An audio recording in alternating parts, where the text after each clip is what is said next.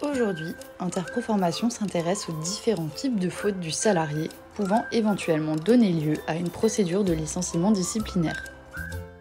Tout licenciement disciplinaire doit être justifié par une cause réelle et sérieuse pour être valable. Un salarié peut être licencié pour faute simple, faute grave ou faute lourde à l'issue d'une procédure disciplinaire. La faute simple est un agissement du salarié contraire à ses obligations à l'égard de l'employeur, mais sa gravité n'est pas suffisante pour imposer la rupture immédiate du contrat de travail, c'est-à-dire que le salarié ne sera pas écarté de l'entreprise avant que la procédure disciplinaire n'ait pris fin. La faute simple peut donc constituer un motif valable de licenciement. Par exemple, elle est constituée pour des absences répétées, des retards ou des erreurs.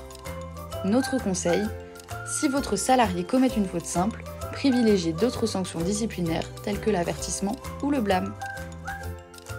La faute grave est une faute d'une particulière gravité qui rend impossible le maintien du salarié dans l'entreprise jusqu'à ce que le licenciement intervienne. C'est pour cela qu'elle est généralement accompagnée d'une mise à pied conservatoire qui permet d'écarter le salarié ayant commis le manquement de l'entreprise. C'est d'ailleurs le seul cas avec la faute lourde où une faute peut être sanctionnée 2 fois. C'est une exception au principe de non-cumul des sanctions.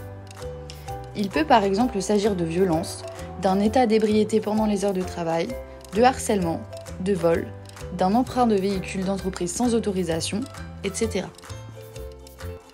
La faute lourde est une faute d'une particulière gravité révélant une intention de nuire à l'employeur.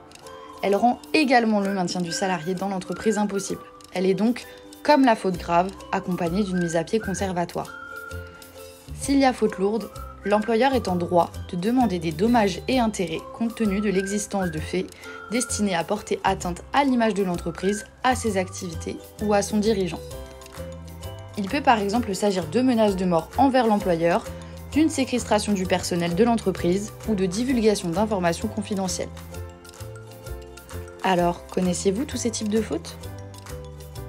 Merci de nous avoir suivis. N'oubliez pas de vous abonner pour ne rien manquer.